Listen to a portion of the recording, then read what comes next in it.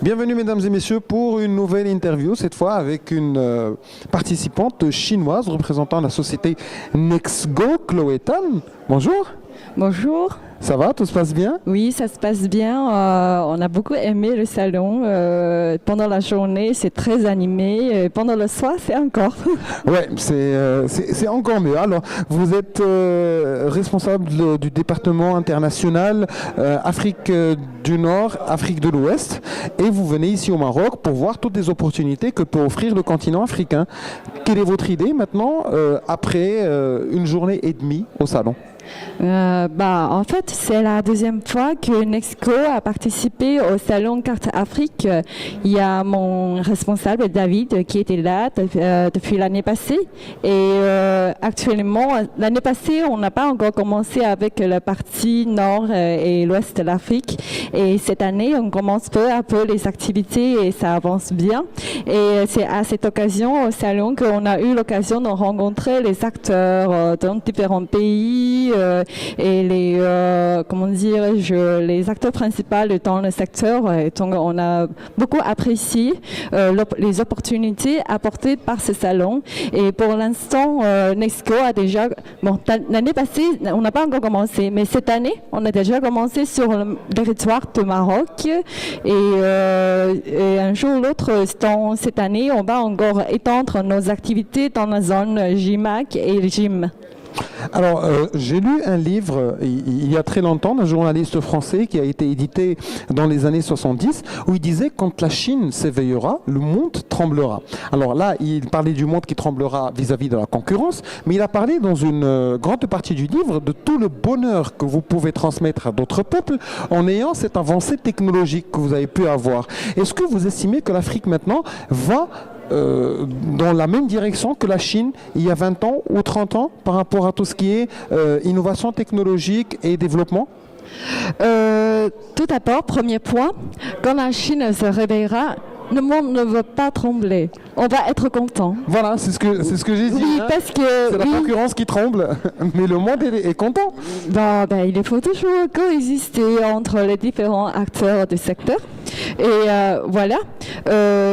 Oui, c'est parce que récemment, nous avons également notre ingénieur qui sont en déplacement en Afrique pour donner des formations aux partenaires. Et à cette occasion, nous avons également envie de partager nos savoir-faire, notre expérience sur le marché, sur le Maroc. Par exemple, le mobile payment. Nous avons deux applications très développées, très étendues en Chine qui s'appellent Alipay et WeChat Pay. Et actuellement, on veut dire qu'en Chine, je peux justement sortir de la maison avec mon smartphone, sur mon portefeuille, et je peux justement me déplacer, aller manger dans le resto, faire les achats n'importe où, n'importe comment, justement avec le smartphone. Donc grâce aux applications de Nextgo, vous arrivez à résumer toutes les activités que peut faire une personne au niveau du portable. Comme oui. Ça, on n'est pas encombré. Ah oui, c'est ça. Donc c'est vraiment une innovation dans notre société aussi pour entrer dans une phase de cashless. Et vous avez l'impression que l'Afrique est en train d'avancer réellement, qu'il y a effectivement des opportunités et que ça marche? Oui, bien sûr. En fait, pour nous, l'Afrique, ça s'avance, mais sur une autre axe, parce qu'on est quand même les populations différentes, on a même différentes idées dans la tête. J'ai constaté que quand même ici, on a un attachement quand même fort au cash. On aimerait bien toucher les billets. Ouais. Donc, à mon avis, c'est vraiment le rôle de l'État et auprès des banques de faire la sensibilisation, désolé. Oui, auprès de la population de se débarrasser de cet attachement pour entrer dans une période. Surtout que c'est un attachement qui encourage l'informel en général dans beaucoup de pays africains. Et même au Maroc, nous sommes en train de perdre 1,5% de notre PNB à cause du cash. Parce que les gens ne payent pas d'impôts après et ça cause beaucoup de problèmes. Alors, que peut promettre Nextgo à ses clients en Afrique par rapport aux années qui viennent? D'accord. C'est pour ça que nous sommes là. À cette occasion, nous avons amené un TPE. Comme Nextgo, nous sommes un constructeur de TPE basé en Shenzhen. Et à cette occasion, nous avons amené un TPE Android qui est le N5.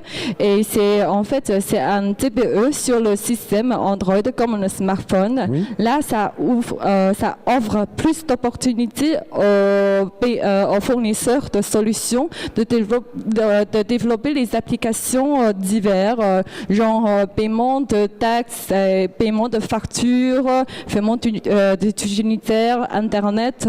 Comme ça, toutes ces sortes de paiements, on peut le retracer.